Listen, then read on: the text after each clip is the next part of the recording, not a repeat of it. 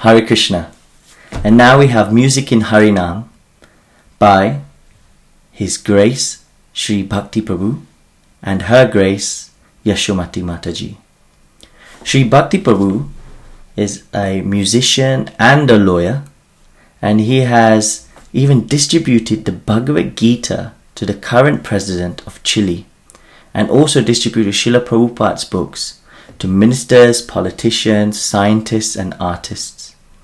Sri Bhakti Prabhu currently serves as a music teacher at Sri Dham Mayapur's Vedic Gurukula, and Her Grace Yasomati Mataji, she joined in 1971 and in recent years has become even more dedicated to the holy name.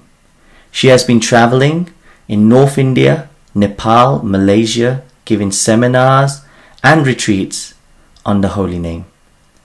So please welcome His Grace Sri Bhakti Prabhu and Her Grace Yasomati Mataji. Namo Vishnu Padaya Krishna Prastaya Bhutale Srimate Bhaktivedanta Swami iti namine Namaste Saraswati Devi Gauravani Pracharine Nirvishesha Shunyavadi Paschatya Desatarine Vancha Kalpatarubhyascha Kripa Sindhubhya evacha Patitanam Pavanebhyo Vaishnavibhyo Namo Namaha. Hare Krishna. Thank you for having us in this Holy Name Week to discuss the Holy Name. I'd like to speak about Lord Chaitanya. Lord Chaitanya doesn't come all the time. When he came in this age to give us the Holy Name, to give us this chanting of the Holy Name, he left 8 verses, could have left so much more, but actually if you would try to summarize the whole Srimad Bhagavatam, 18,000 verses, it would be very difficult to do it in even like 3,000 or 4,000 verses. Lord Chaitanya captured the essence, the meaning, the spirit of the entire Srimad Bhagavatam in 8 verses. And of these 8 verses, everything that's in the 8 verses is actually contained in the first verse of Shikshastakam. So I'd like to have a little look at this first verse of Shikshastakam. So many of you must know it, so let's sing it together. Chetudarpanam arjanam bhava mahadavagni nirvapanam Shreya kaira vichandrika vitaranam vidyavadu jivanam Anandam buddhivardhanam pratipadam purnam mitasvadanam Sarvatmasnapanam param vijayate Shri Krishna Sankirtanam. In this shloka, Bhaktivinoda Thakur talks about 7 jewels. There are 7 aspects that are brought forward. Chetudarpana marjanam refers to the cleansing of the mirror of our consciousness. So of course this is all talking about the holy name, what the holy name is doing. So it cleanses the mirror of our consciousness. What happens when the mirror of the consciousness is somewhat cleansed? Somehow Bhava Mahadavagni Nirvapanam, the blazing fire of material existence, the miseries attached to these blazing fires start diminishing because it protects us from the fire of samsara. Shraya Kairava Chandrika Vitaranam. And then our attraction to disgusting material enjoyment becomes pale in the place of the flowering lotus flower of devotional life. You can see this is a gradual process as you chant the holy name. So all of a sudden, you're feeling that as the devotion takes a more important part in your life, then material enjoyment loses its flavor, there's no rasa anymore. Then there's something else that happens. Vidya Vadu Jivanam. Knowledge is revealed. Knowledge. It follows the chanting automatically.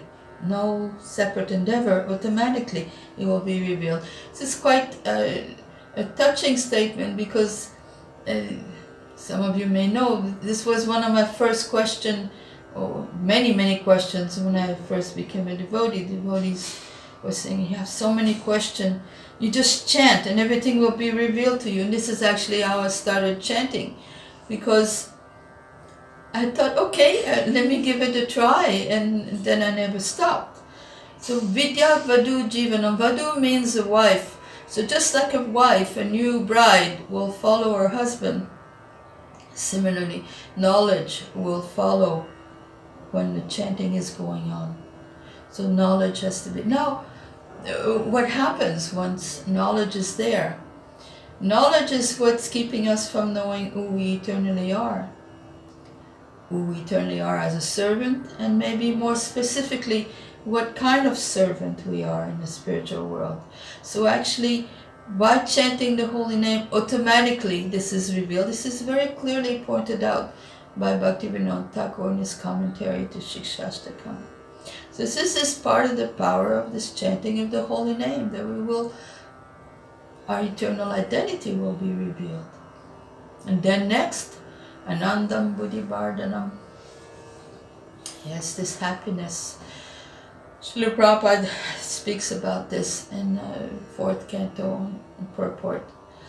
Bhakti yoga system is a topmost yoga system. And in this system, the chanting of the holy name of the Lord is the foremost performance of devotional service. By chanting the holy name, one can attain all perfections.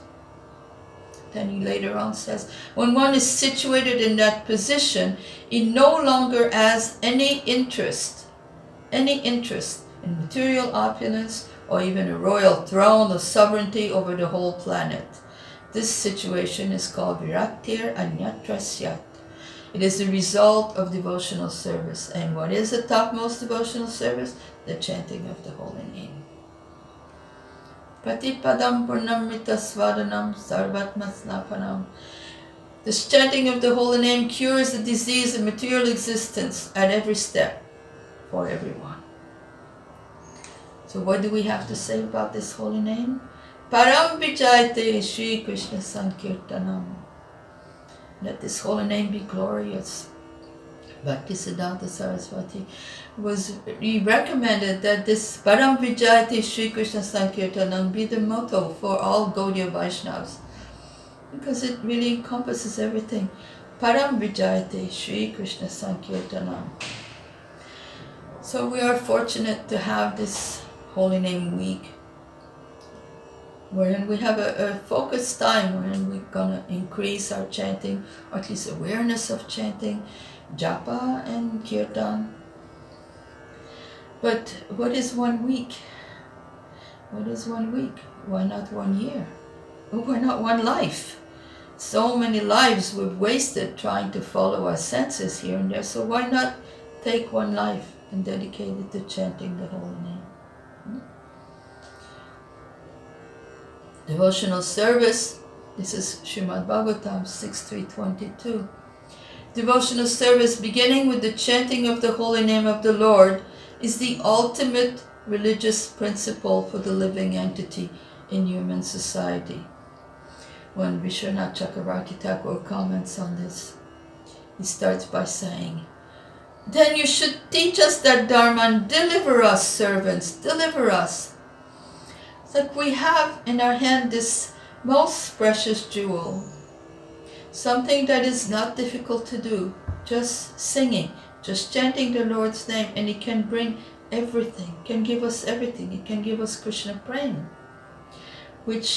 and nothing else matters if Krishna Prem is there. This is everything. So we have this within our hands, yet maybe we dedicate 1 day, or maybe 2 hours in a day, or maybe sometimes we also don't dedicate that 2 hours. Why not dedicate 24 hours a day, every day, for the rest of this life, at least, to this process of chanting the holy name? Because it is the key to end all our suffering. Oh, maybe I'm not suffering so much. It's not too bad. Yeah, you can say that today. Will you say that when your loved ones leave the planet? when they die? Will you say that when you get sick? Will you say that every day? Everyone has some good days, but actually this will give you only good days in the service of Krishna. And the more you find out about who Krishna is and what is available to us as Vaishnavas, the more that eagerness will develop. Because it has to be there. The ambition to get to the spiritual world, the eagerness to get to the spiritual world has to be there. You're not going to get there unless you have that desire. If I want to go to Rome, I will first buy a ticket and I might look at some prospectus, what is Rome like. I will investigate and then I will go. Not that I will all of a sudden find myself in Rome. So the same thing goes for our eternal service with Krishna. We can't expect that we will just be there. We have to be eager to get there. We have to show Krishna, please take us back. Now in the process of doing this, Jiva Goswami gives us a hint. He says in Bhakti Sandarbha, although we should perform other limbs of bhakti in the age of Kali, we know the 9 processes of bhakti, they should be performed along with the chanting of the Lord's holy name. So you get Shravanam with Kirtanam, Kirtanam with Kirtanam, Smaranam with Kirtanam, Archanam with Kirtanam. Kirtanam has to be there. Kirtan is something like the pillars that hold the process of bhakti. Suppose you see the process of bhakti as a roof, and the pillars that hold this roof is the chanting of the holy name. So there's no such thing, there should be no such thing as a life of a devotee without a very prominent part of chanting of the holy name. Now, Vishwanath Chakravarti Thakur was saying, just tell us, he was eager in his purport, as I quoted him. Bhaktivinoda Thakur shows a similar eagerness in the words of Haridas Thakur in his Harinam Chintamani. These are probably most people's favorite verses from Harinam Chintamani because they reflect our own consciousness. They belong. We can't sing these verses. Sometimes we read prayers and they say, oh, I want to be a worm in a stool in the house of a devotee. And we can't really, I don't know if I'm there. I don't know if I can relate. But this you can relate. These prayers you can easily identify with. So he says, Kripa kori namarupe amara jibaya nirantara nacha prabhu darita bapaya. So basically he's saying, my Lord, be merciful to me. Be merciful to me and manifest in your form of the holy name. And come dance on my tongue constantly, nirantara. Please, my Lord, you dance on my tongue. I'm holding on to your feet and I beg this of you.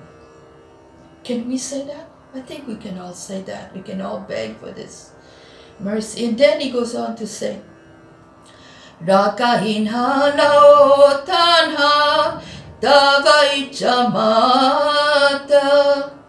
Yanharaka de amore Krishna namamrita. You keep me here or you take me there. It doesn't matter. Wherever you place me, one thing only is important. You give me this namamrita.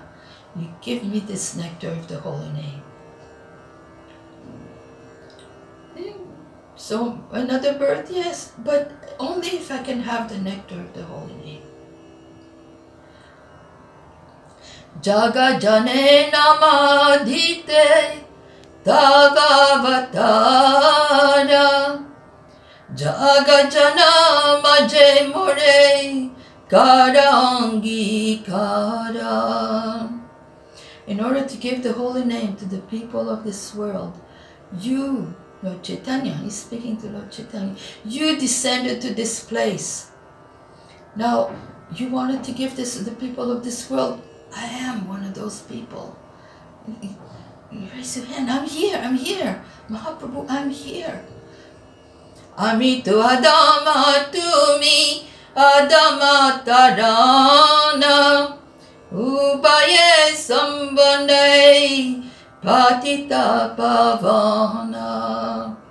I am the most fallen, but you are the deliverer of the most fallen. O purifier of the fallen, that's our relationship. I am fallen and you purify the fallen. Achedya Sambandai Tomaya Maya Yada Bale Namamrita Eyadama Chaya. Our relationship can never be broken.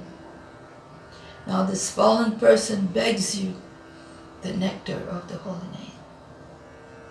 So we're also in that situation. We are fallen, and Lord Chaitanya came to save the fallen. The only price is we have to chant, we have to do it, not just talk about it. We have to chant.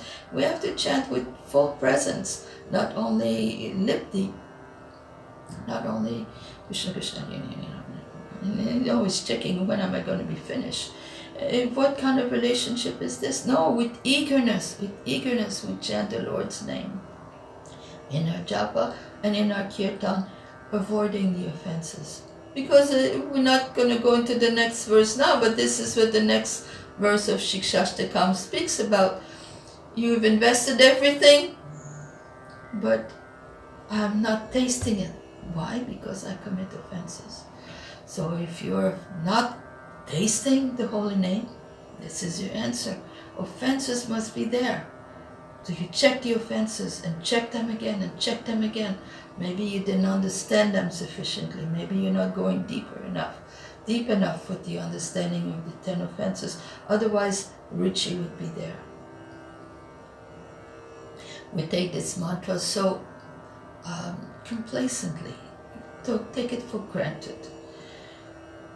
I remember hearing when I was a new devotee, Srila Prabhupada telling us that Narada Muni travels on the transcendental sound vibration of his veena. Do you realize? He travels on the sound vibration.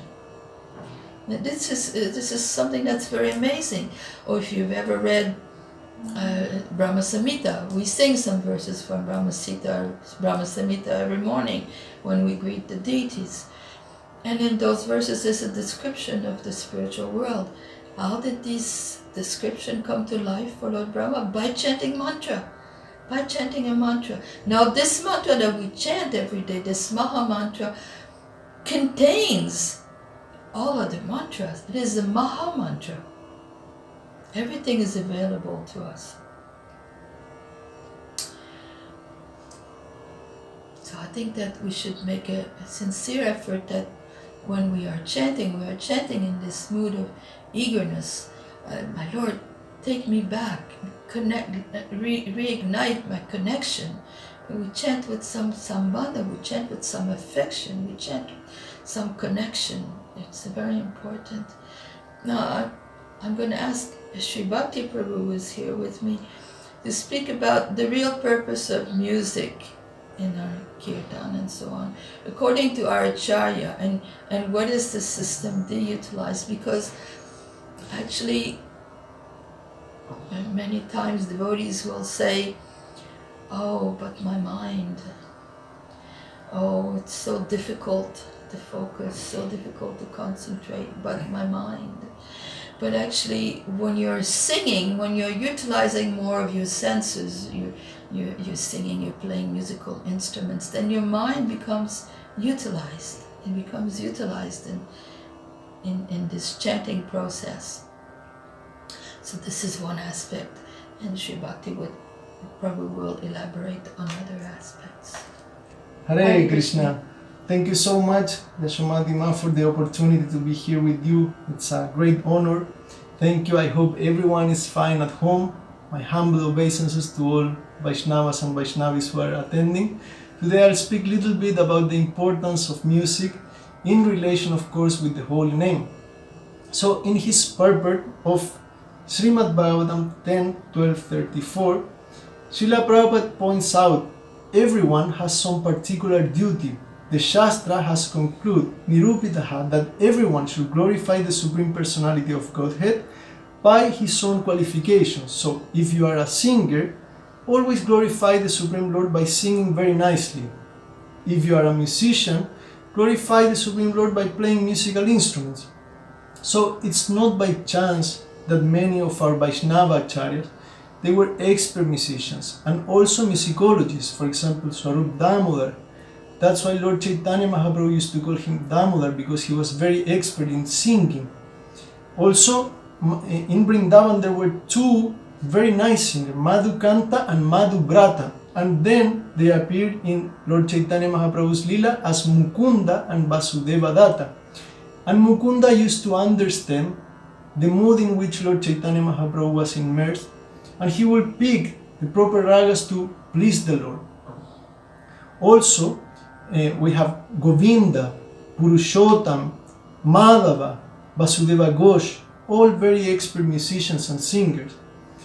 We know that Lord Chaitanya Mahaprabhu used to read the works of Vidyapati, Chandidas and Jayadeva Goswami, releasing their songs with Ramananda Roy and other very close Vaishnavas.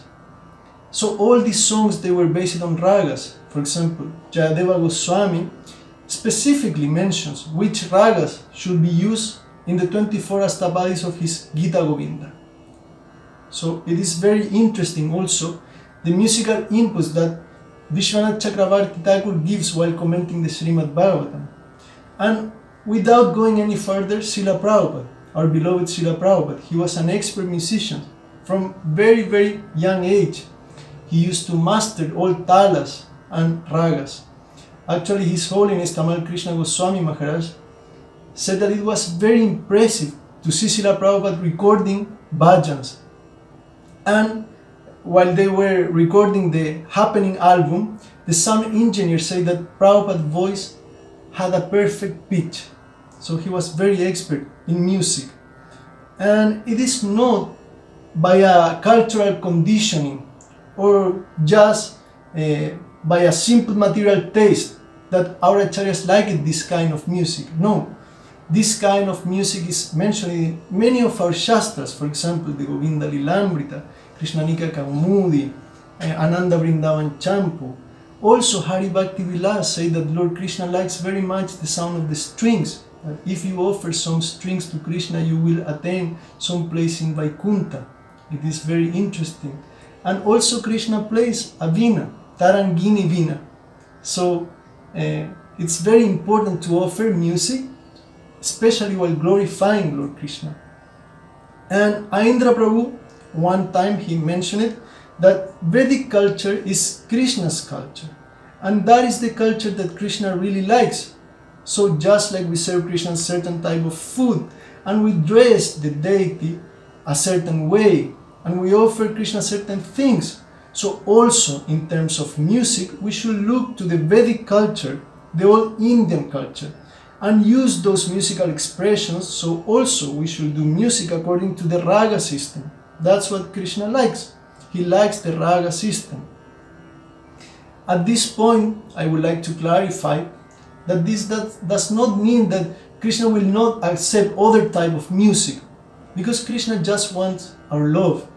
If we offer rock and roll or hip hop, if we do it with love and devotion, for sure Krishna will accept. But it is worth understanding that our scriptures mention a musical system, and Krishna likes that musical system. So the origin of ragas, it's in the spiritual world. Srila Prabhupada in Srimad Bhagavatam 10:33a mentions that there are as many ragas as species of life, and the gopis, they created 16,000 different ragas. Afterwards, those ragas were spread in this universe. But how this type of music spread in our universe, and specifically on our planet Earth? So from Vedic scriptures we know that Lord Brahma after his long meditation while on the lotus flower, he had darshan of the spiritual world by Krishna's mercy. So he could look everything, the music, the instruments, and of course he received Vedic knowledge, perfect Vedic knowledge, including Samaveda, which is the origin of music. And it is said that after manifesting the 4 Vedas, Lord Brahma also created the Upavedas. He didn't create, but he manifested, right, the Upavedas. Very important subjects for organizing the society. For example, Ayurveda deals with medicine, the Dhanurveda with military art, the Arthashastra with polity and economy, and finally Gandharva Veda deals with music. So from the very beginning of this material world, we can see, or we can find, 2 very important types of music. One is Samagana, which is the music used in yagyas with different kind of vinas and different kind of mantras. They use only 1 swara, then they start using 3 swaras, and then 7 swaras. And we also have Marga Sangeet. So Marga Sangeet or Gandharva Sangeet is another type of spiritual music used to glorify Krishna in other auspicious occasions like pujas, ceremonies, dramas, etc. For example, Srila Rupa Goswami in his Sri Sri Radha Krishna Ganodesha Dipika says that Tunga Vidya Saki is a very well known teacher of Marga Sangeet. She's very expert in Marga Sangeet. So there are some gopis that their service is to do some concerts in halls, different kind of halls and beautiful buildings in Goloka Vrindavan. So this is Marga Sangeet, and this is the origin of the ragas.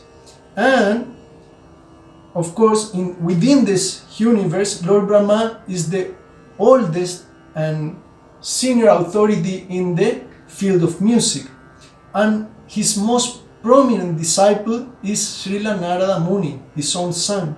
So Srila Narada Muni understood this musical system from his father. And while speaking about Narada Muni in 6th canto of Srimad Bhagavatam, Prabhupada says that Narada Muni utilizes the musical notes sa, re, ga, ma, pa, da, ni to glorify Lord Krishna. And he went all around the universe spreading the glories of the holy name of Krishna through music. So Srila Prabhupada revealed and gives a very important advice to all musical students, especially devotees interested in kirtan. He says, following in the footsteps of Srila Narada Muni, a self-realized soul in the material world should also properly use the sound meters, namely sa, re, ga, ma, etc., in the service of the Lord by constantly singing the glories of the Lord, as confirmed in the Bhagavad Gita. Then, Srila Prabhupada also reveals the real purpose of music. He said that Narada Muni plays on his veena for 2 reasons. First, glorifying Krishna, and the second one, to relieve the suffering and miserable living entities of this material world. So Narada Muni is the first preacher and the first pioneer in Sankirtan Yagya within this material world.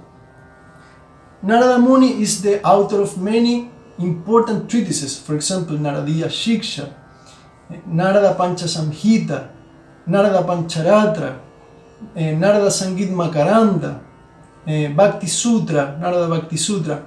And in all these texts, Narada Muni is pointing out the importance of the holy name, the importance of preaching and utilizing music for glorifying Lord Krishna's holy name. So we know that the holy name is non different from Krishna.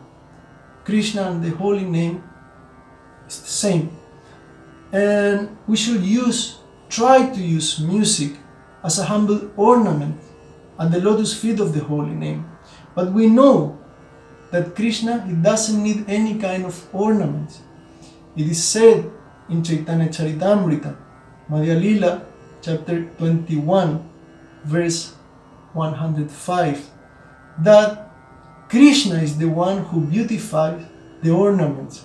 And the same is repeated in Nectar of Devotion, while speaking about the qualities of Lord Krishna.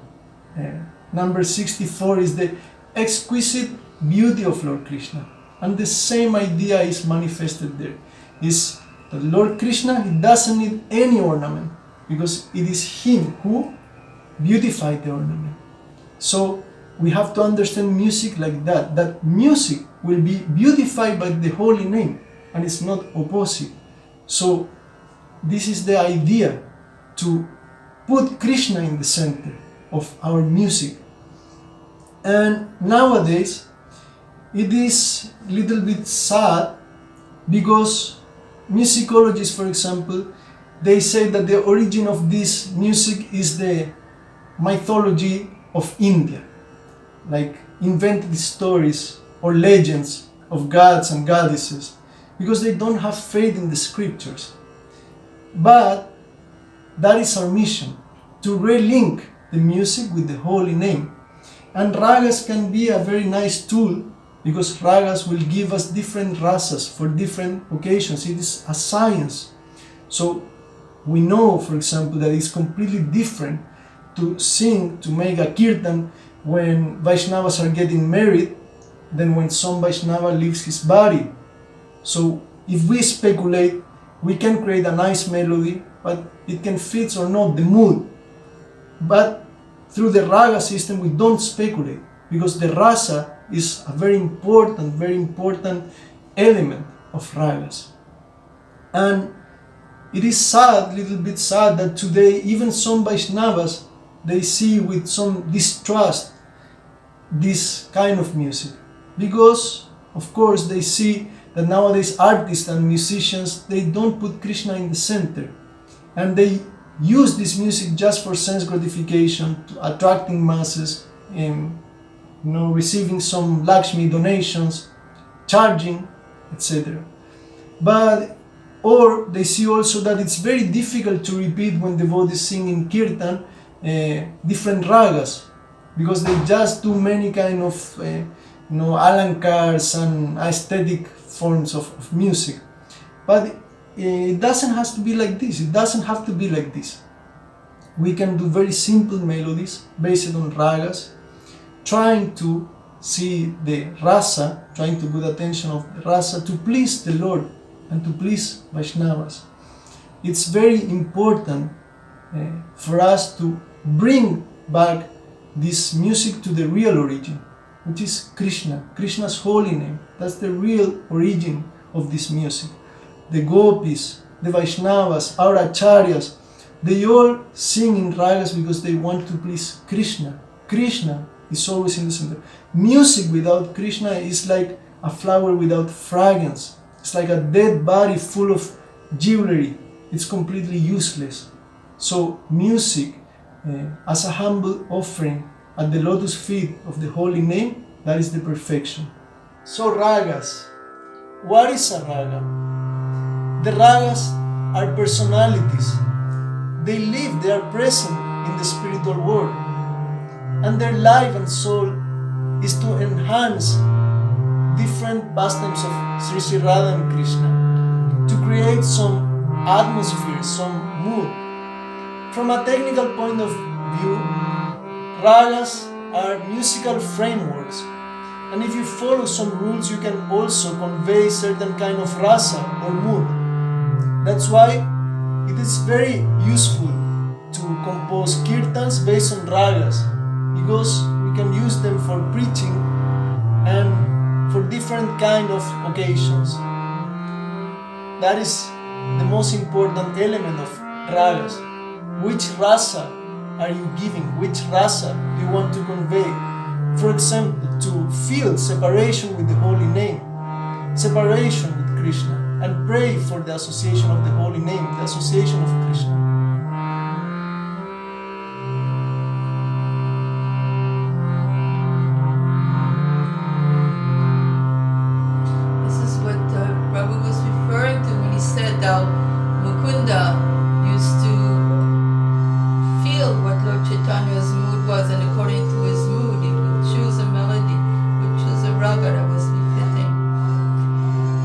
now what we will be singing, and hopefully you can sing with us, is in Raga Bimpalasi, which is a raga that